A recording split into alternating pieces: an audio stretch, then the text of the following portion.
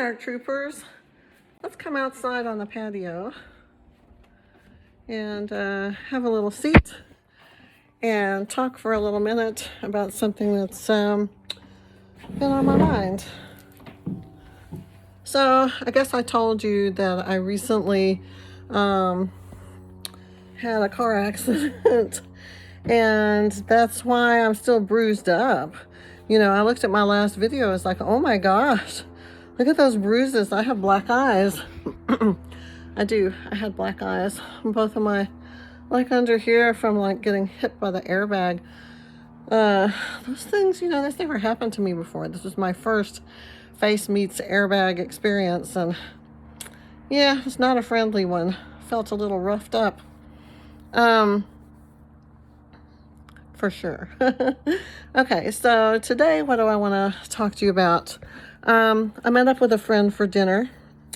We went to a restaurant that used to be one that I would go to with my narcissistic psychopath person.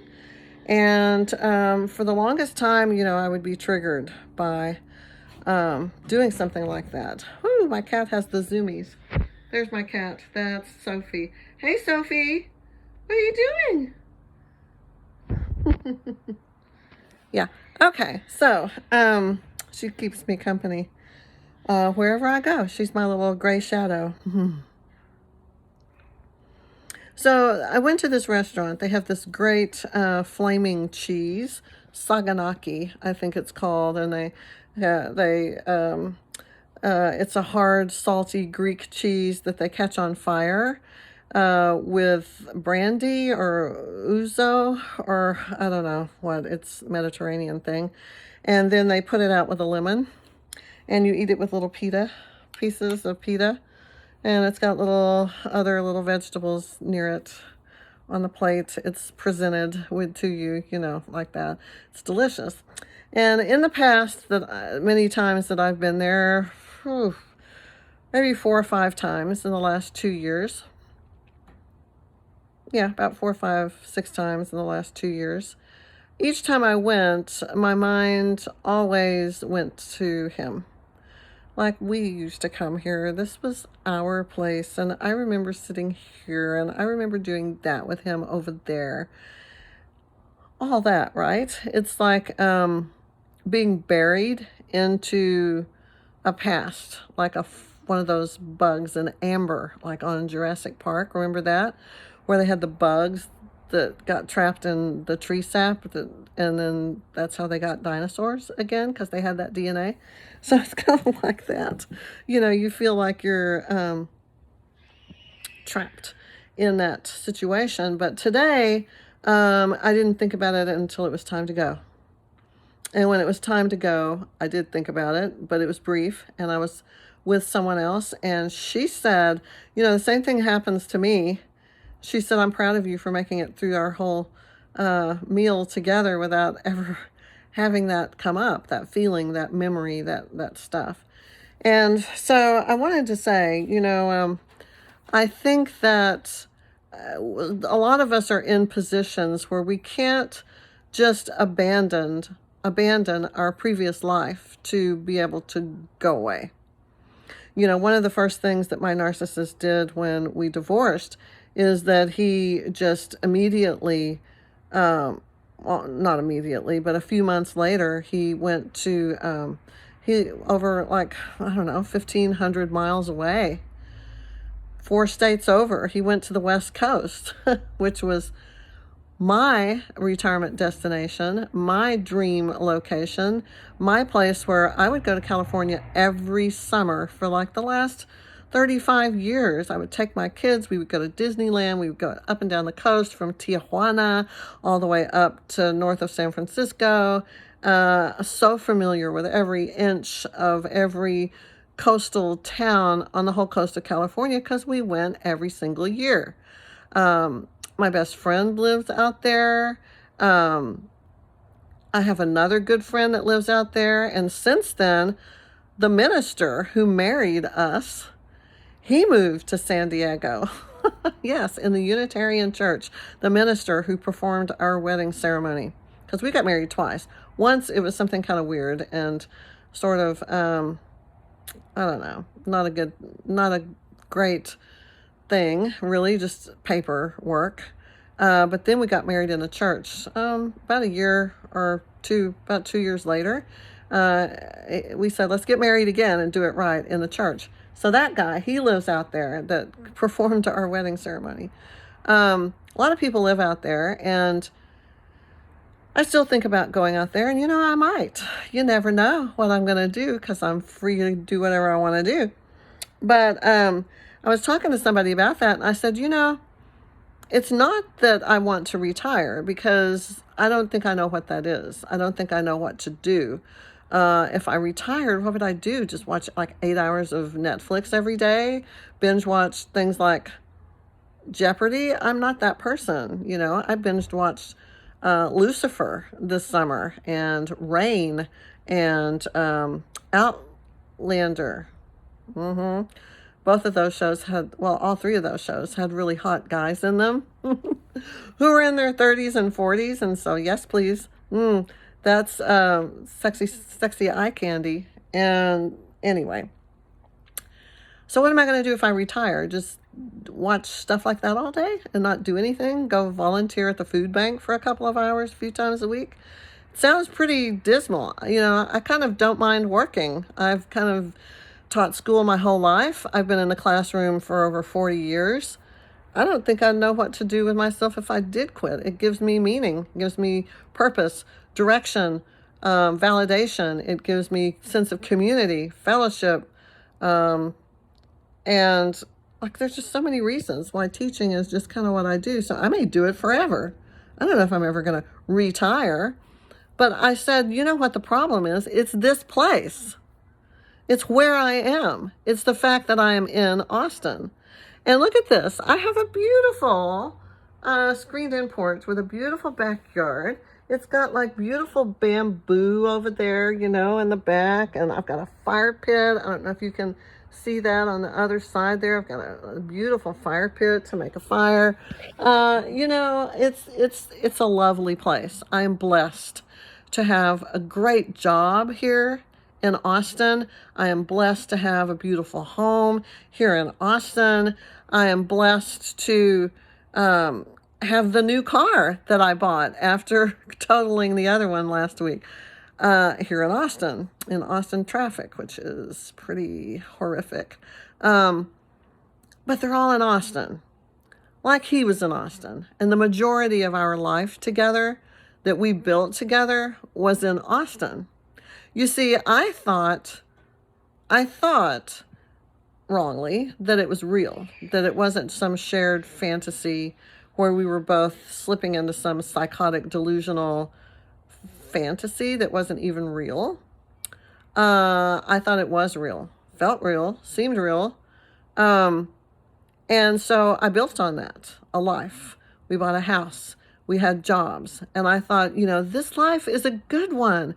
We travel all over the world every summer. We're both teachers. We travel when we're not working. We eat at nice restaurants every weekend. We go to live theater and productions, and we go to movies 3 or 4 times every month. We go to Alamo Drafthouse, go to the movie and see a new movie and eat dinner there.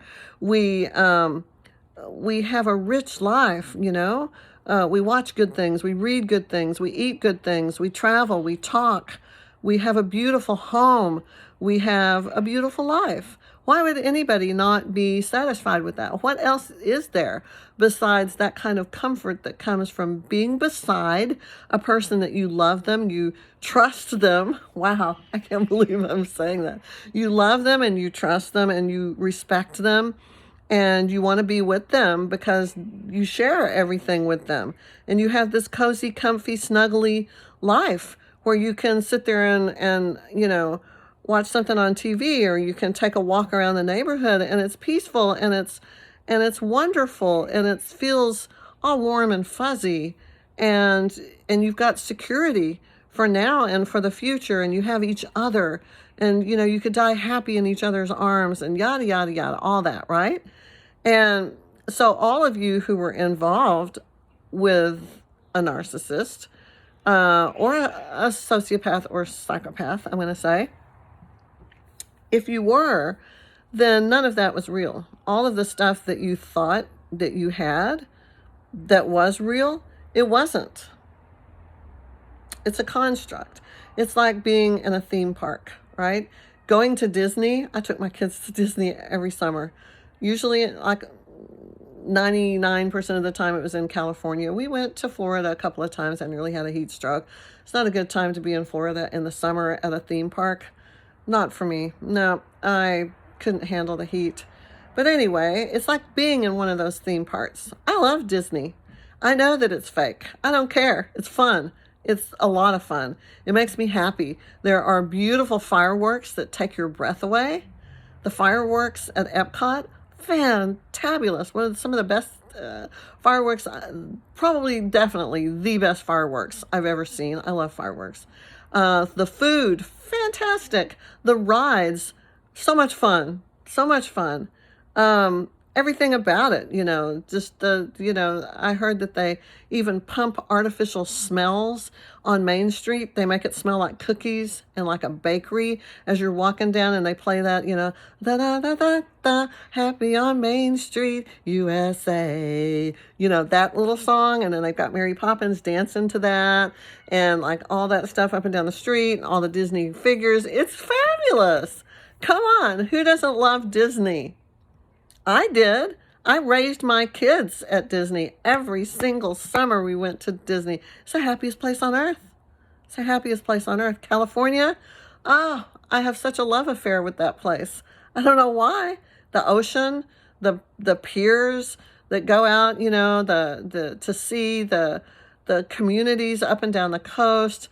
So many lovely little places. Solvang. Did you know that there's like a little Dutch community with windmills, like kind of mid-coast by Pismo Beach and by the Hearst Castle? There's just so many things. California is like paradise. Or at least it used to be before it caught on fire and it's falling into the sea and earthquakes and everything else, the bad policy, whatever else is happening there is happening. It's too expensive. Who can live there? Homeless people have taken over. Everybody's fleeing. Anyway, Disney was wonderful. But you know what? At the end, the parks close, right? Midnight, I think, 11 o'clock. They close. Everything goes dark. And then they have all these people that come up from the tunnels they have tunnels underneath Disneyland and Disney World. Cameras everywhere, high security.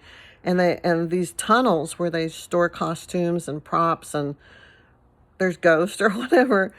All the people come up out of the tunnels after dark and go to work at cleaning and doing maintenance and replenishing and restocking and all that unseen, invisible labor that goes into making that place magical. And then at some point, those people leave because they've gotten everything ready for the next day. And for that little bit of time when there's nobody there and it's dark and the rides aren't moving and all the electricity, there's no fireworks, there's no cookie smells, there's nothing. It's silent and it's dark and it's closed. The magic is gone. That's what being married to a narcissist is like when you strip away the mask and you look behind all of the fancy, extravaganza, musical song and dance, and everything smells good and feels good, and it's a sensory explosion of sensory things, taste and touch and sound and all of this. When you take that away, that whole fantasy thing that you have with that person, then you've got a dark, kind of creepy place where you see that the magic is all manufactured. The magic is all manufactured. It's not real. It's not real. Disney's not real. That magic that you feel, it's manufactured. That's plastic, styrofoam, glitter, glass, smoke, mirrors. It's created. It's not real. And so that's what it's like being married or being in a relationship with one of these personality disordered, mentally deficient, emotionally deficient, brain damaged people. You can't hate them and vilify them because they're sick. They're impaired. They're not well. They're not capable. That life that he had with me, oh my God, traveling the world, eating in a nice restaurant every weekend, going to movies every weekend, sharing chores, having someone to adore you that just thinks you're the neatest thing that they can't live without. That was me thinking he was the neatest thing I couldn't live without. Who would not want that? To be loved unconditionally the way that I loved him, to have all of those nice, fancy, fabulous things.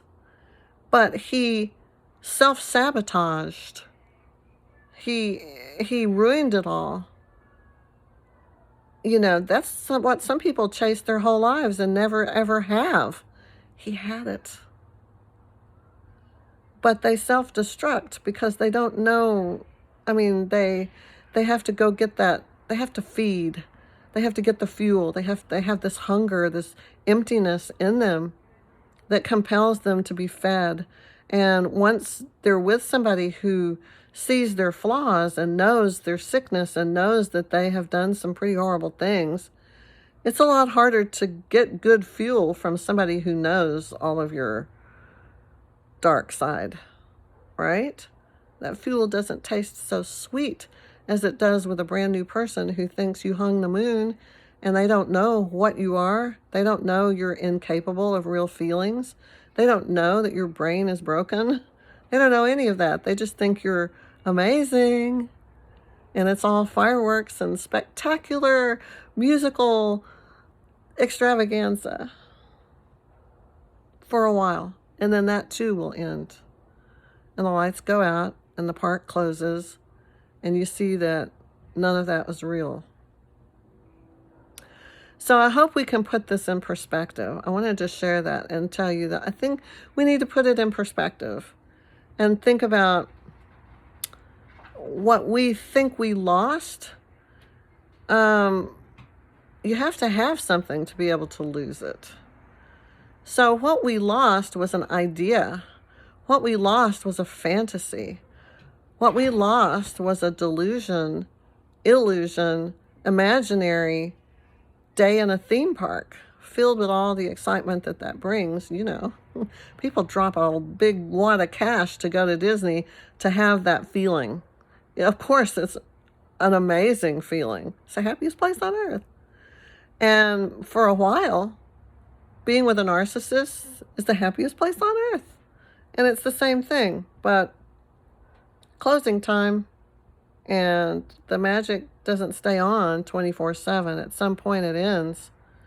And when it does, it's a rude awakening to look around at how desolate and silent and empty and cold and how it's not what you thought it was. It's not real. You see all of the machines behind the magic, and they're just machines that break or, that have a function, but they're not human. They're not real. So if we keep that in perspective, keep that whole idea of the person with the personality disorder as if they provide that experience and get you addicted to them and get you attached to them, where you put up with all kinds of abuse and all kinds of boundary violations. You do. Don't deny it. If you're with one, I guarantee you're having your boundaries violated. You will find yourself doing things that you would never have done, accepting things you would never have accepted before. You'll surprise yourself how far you will let yourself go to hang on to that feeling of, that whole theme park extravaganza. It's incredible, isn't it? That's what we miss. We miss that fantasy life. We miss that fantasy person that they seemed to be, but that's not who they are. I've seen behind the mask of my husband of 15 years. I didn't see it until towards the end. Saw it a couple of times over those last few years. It came off and I got to saw what was underneath it. It's pretty scary. Definitely disturbing, and definitely not what I could recognize as anything familiar that I knew. That wasn't him. What's going on here? Did I imagine that? Did I really see that? But I did. I just wouldn't let myself believe it at the time. And then the last day, when the discard finally arrived in June of 2019, what I saw that day, there was only one brief 15 seconds where his true self, that is mortally wounded, deep, very deep inside, and all of his false self and demons and machinations and bits and pieces of people he's stolen and claimed for his own self that aren't him, like that person has taken over and has the true self obliterated. And I saw it for about 15 seconds that day. What was genuinely inside, in there, underneath the false self. And I guarantee you, that false self is driving the car. That false self is in control.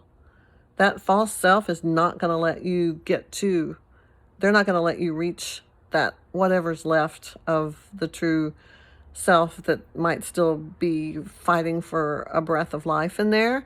More than likely, it's been dead, totally dead, a long time. And its rotting, stinking corpse is in there inside of that narcissist. They died a long time ago.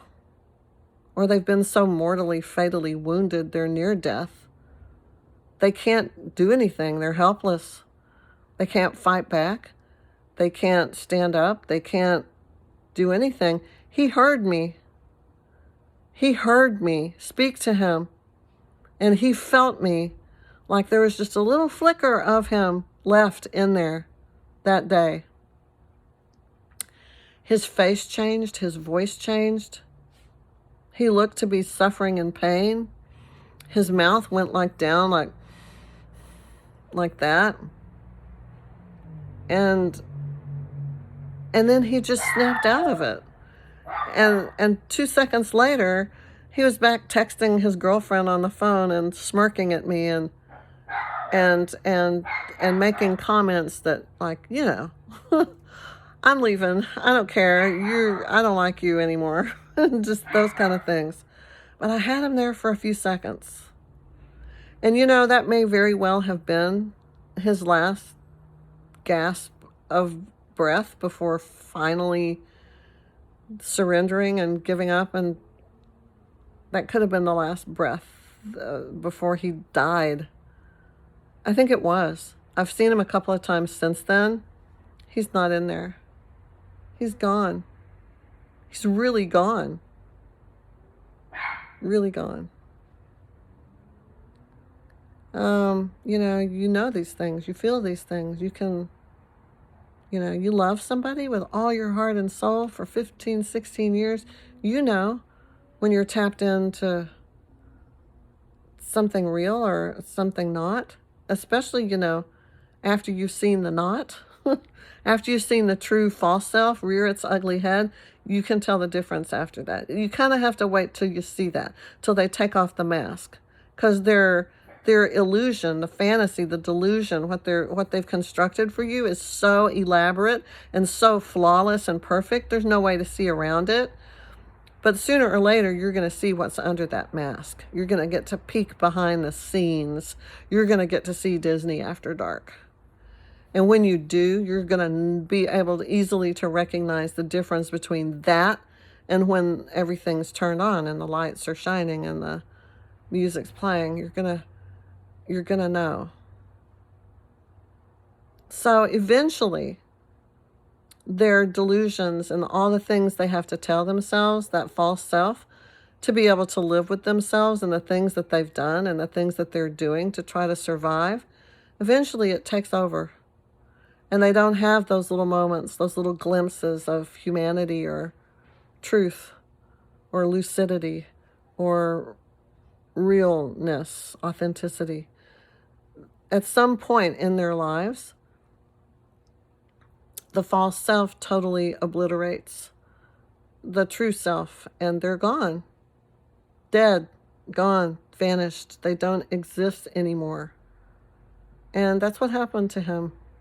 So, my husband, the idea, the fantasy of him, that's gone. And the part of him, the little tiny trace of a part of him that remained, that my pain, my despair and agony, saying, please, don't leave me. Don't give up on us. We have everything anybody could want. And we'll have even more. We'll have better. We'll do better. I love you. And I got to see him for just a minute. And then he's gone. I mean, gone. I think he died right there with me at that moment. And so there's no coming back from that, guys.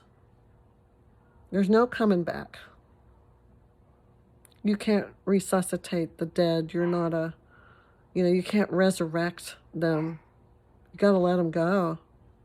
My husband is dead. He was mostly dead the whole time. I was with him. I just didn't know it. But now, what little pieces or shreds were left of him that did seem to kind of bubble up once in a while, it's no longer exists. I'm not 100% sure of that. But I do know it seems like it's gone. So I'm gonna go with that. So I just wanted to share that with you today. My personal take on the whole shared fantasy, thing, delusional thing. And to tell you that your grief and what you miss is someone who doesn't exist. You're in love with a ghost, with a fantasy, with a delusion, with a construct that wasn't real. You're in love with that, something that's more like that, that automaton robot construction of Johnny Depp in the Pirates of the Caribbean at Disney. You ride the little Pirates of the Caribbean, and there he is doing the yo ho ho ho pirate's life for me. That guy, Johnny Depp, he's there, and he looks pretty real. It's kind of dark in there, and that's what it's like with the people that we've been with here. That like they unplug him and turn off the electricity, and that's not Johnny Depp. It's some I don't know, plastic, wax, fiberglass version. It's not Johnny Depp. No. All right, I hope that helps you in some way to know what I just said, and that it's not just my experience. That's going to be your experience too. If you're with a genuine, full-fledged, real, narcissistic, personality disordered person, sooner or later, you're going to know what I know. You're going to see what I've seen, and you're going to say the same thing that I'm saying, and it will be your truth. And I wish that were not so, but it is. So get ready if you're still in it. And if you're past it, let's try to work on continuing to make progress to let that go. Let it go. They're dead. We're hanging on to something that is dead. I don't think that's good. Okay. All right, I'm going to let you go. I've got work to do. See y'all again soon. Thank you for being here with me, and take care of yourself. It's a scary world out there. You got to look out for yourself. Sometimes nobody else will. Okay.